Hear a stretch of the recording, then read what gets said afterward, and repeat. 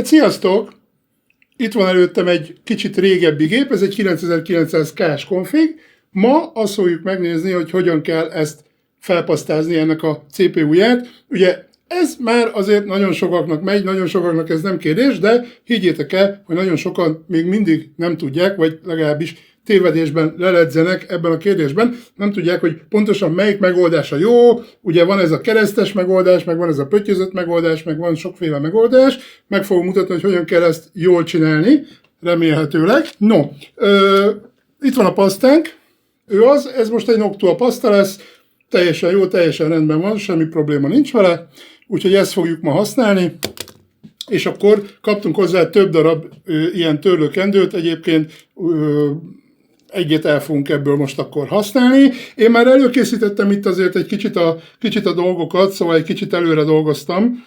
Ez már le van törölve mindennel, tehát le van törölve alkoholos kendővel. Ugye nyilván ez egy régebbi gép, tehát itt azért tisztában kell azzal lenni, hogy itt már ez pasztázva volt. Ugye ezen van az X73-as NZXT hűtő, amit most nem fogok tudni megfordítani nektek, de valahogy így néz ki a történet, jó? Tehát ő van rajta, és akkor ez pasztázó volt, mert nyilvánvalóan fogunk egy egyszerű papírtörlőt, egy egyszerű száraz papírtörlőt, nagyon fontos, azzal a nagyját letöröljük a CPU-ról és a hűtőről is, tehát így néz ki, és akkor utána, amikor már egyébként aránylag tisztának is látszik már a felületünk, akkor még fogunk rámenni egy ilyen alkoholos törlőkendővel. Hadd mondjam el, hogy tulajdonképpen bármilyen alkoholos törlőkendő megfelel, nem kell pont azt használni, hogyha már esetleg elfogyott, amit adtak a pasztáthoz, bármilyen alkoholos törlőkendő megfelel, ami nem hagy nyomot, úgyhogy lényeg, hogy valamilyen alkoholos megoldás legyen. Jó, úgyhogy most ezzel még azért előtte áttörőjük, mielőtt pasztázunk. Amire még szükségünk lesz, az egyrészt ugye a rögzítő csavarok nyilvánvalóan majd a hűtőnkhöz, a másik pedig ez egy ilyen kártya, az most teljesen mindegy, egy 1000 éves kiszuperált szupershop kártya legyen az, ez most például az, vagy pedig egy régi bankkártya, amit már nem használsz. Itt már látszik, hogy ezt már millió pasztázáshoz használtam. A lényeg, hogy legyen éle valamilyen szinten, és így lehessen kenni vele a pasztát, tehát hajlékony legyen, ezért szeretünk plastikkártyát használni, de egyébként vékonyabb műanyag, bármilyen lapka, amit egyébként tudsz hajlítani, az megfelelő lehet erre a célra. Ez egyébként egy jó nagy kendő lesz, egy egészen kicsi kendő bőven megfelel erre a célra, de hát itt úgy látszik, hogy nem spóroltak semmin, mint a Jurassic Parkba. Hát ezt nem is hajtom szét, mert olyan szinten fölösleges, hogy nagyon főleg, hogy ez már meg lett törölve. Tehát a lényeg az, hogy jó alaposan, ne maradjon rajta szennyeződés, ugye ennek a dolognak ez a lényege, jó alaposan megtakarítjuk. A processzort is ne nyomjuk rá nagyon, tehát ne folyjon az alkohol, látjátok, itt ugye nyoma marad, nem probléma, tehát mondjuk jó lenne elpárologni nyom nélkül, csak annyira sok rajta az alkohol, annyira sok a nedvesség rajta, hogy ugyebár megmaradt. És ami nagyon fontos, nyilvánvalóan, teljesen nyilvánvalóan a hűtőnek a felületét szintén megtisztítjuk. Hát egyébként én ettől sokkal jobb törlőkendőt használtam, most nem azért, mert ott nyoma sem maradt az egésznek, és gyönyörű szép tiszta lett. Hát igen, itt nem bíznak semmit a véletlenre. Jó, úgyhogy ezt is jó alaposan megtisztítjuk, nem marad rajta semmi. Melyik megoldása jó? Tehát ugye van amit mondtam nektek, van ez a keresztes megoldás, amikor így keresztbe teszik. Van az a megoldás, amikor 5 pontot így, tehát középre egyet, és a 4 sarokba tesznek 5 pontot, és akkor van az a megoldás, amikor középre tesznek 1 pontra pasztát. És ugye nem simítják el, tehát hanem csak ott hagyják, és mert az a mondás, hogy ezt amikor rászorítod a hűtőt a csavarokkal, akkor az majd úgyis szétnyomja. Na most, srácok, számtalan tesztet, hát nem számtalan, de van jó néhány teszt, például YouTube-on, amit láthattok, ahol ezt megcsinálják, hogy letesztelik, egy ilyen plexi lapot tesznek rá, és akkor azzal nyomják lefelé, és akkor ott látszik, hogy mennyire terül szét a dolog, és aztán azzal a szétterüléssel, vagy azzal a módszerrel, megoldással csinálnak egy tesztet, egy benchmarkot ráküldenek, és akkor megnézik, hogy mi a legmagasabb hőmérséklet. Hát most nem akarom ezzel húzni az időt, Az összes megoldás rossz, egyen kívül, tehát ez lesz a legjobb megoldás, amit mi most itt alkalmazni fogunk, és gyakorlatilag, amit én is csinálok gyakorlatilag 1000 éve, tehát gyakorlatilag az összes ilyen CPU-t csak így pasztázom, mert számomra ez teljesen logikus volt az első pillanattól kezdve, hogy ez egy jó megoldás, hogy, és akkor ezt mutatom is, tehát fogjuk a pasztát. Arra kell nagyon ügyelni, hogy tehát az a lényeg a dolognak, hogy se túl keveset, se túl sokat ne tegyünk. Tehát odáig jó, hogy középre kell csak tenni. Ez odáig nagyon jó. Tehát a közepére teszünk valamennyit. Jó. Tehát körülbelül ennyit. Tehát most megmondom, hogy mi határozza meg a mennyiséget. Az határozza meg a mennyiséget, hogy fogod, nem véletlenül mondtam a plastikkártyát, fogod ezt a plastikkártyát, és gyönyörű szépen elsimítod. Jó? Tehát egy a lényeg, akkora mennyiség legyen, amit vékony rétegben szépen el tudsz simítani a processzoron. Oké? Tehát lényeg az, hogy teljesen be kell, hogy borítsa, de nyilvánvalóan nem folyhat le róla sehol. Lámbátor, a paszta az nem vezeti az áramot, tehát nem akkora probléma, hogyha lefolyik, csak nem szép, meg nem szép munka, nem korrekt munka az, hogyha lefolyik. Nem biztos, hogy nekem most sikerülni fog, de majd igyekszem. És akkor mondanám is, hogy mi az eltérés például a folyékony fémmel szemben, illetve hogy annál mire kell vigyázni, mi az eltérés. Folyékony fém a pasztával ellentétben, srácok, az a helyzet, hogy vezeti az áramot. Tehát a folyékony fém az a legkevésbé sem folyhat le. Hát folyékony fémet akartam egyébként nektek megmutatni, csak a helyzet az, hogy nekem ezt most pasztáznom kellett ezt a gépet, nem tehettem folyékony fémet, bármennyire is egyébként szerettem volna.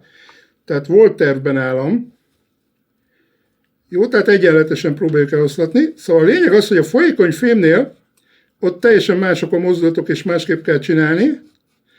Ott ahhoz adnak is egy ilyen fűpiszkaszerű valamit, amivel körkörös mozdulatokkal, ugyanúgy a közepére teszel egy bogyót, tehát odáig stimmel, és körkörös mozdulatokkal szépen elegyengeted.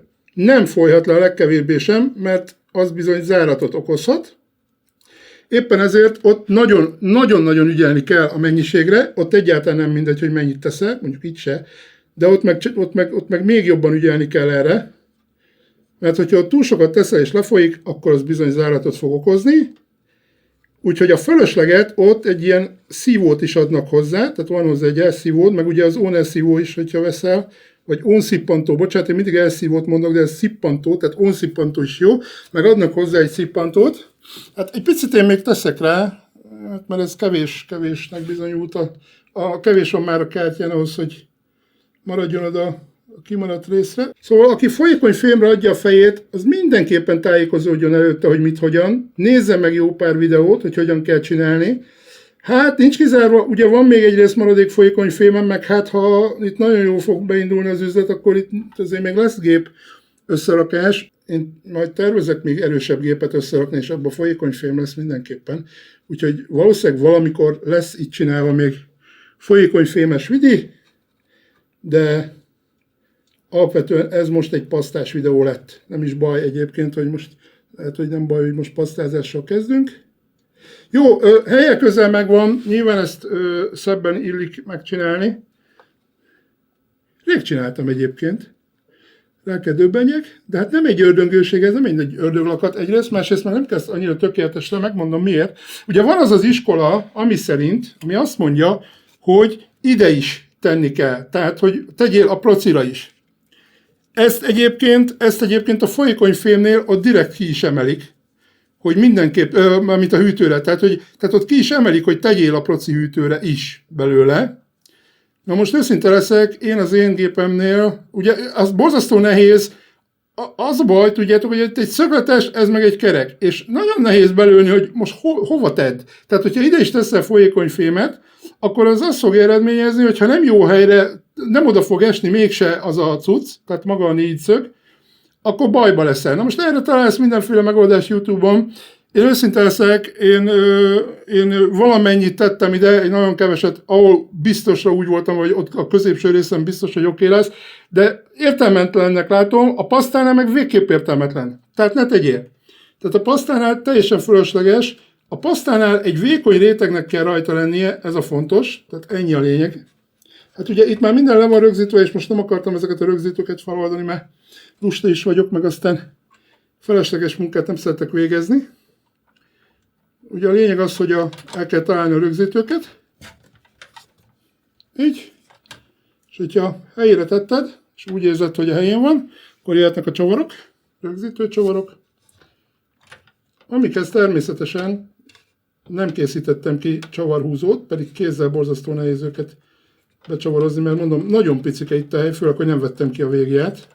Te vedd ki a végját mindenképp, ha átpasztázol egy procit. De egyébként ez most lényegtelen is a videó szempontjából. Tehát a lényeg az, hogy ennyire egyszerű, srácok, tehát szétkenitek rajta, és nem kell megijedni. Tehát nem kell megijedni attól, hogy hú, hát majd tehát hogyha szétkented rajta rendesen, akkor nem kell attól megijedni, hogy bármi gondod lesz. Itt innentől kezdve nem kell fél, jaj, ugyan most akkor szét fog-e terülni, jaj, most fogja rendesen a prociütő, mondjuk jó, hát attól nyilván félni kell, tehát azért fogja rendesen, tehát ezt teljesen be kell csavarozni tökig.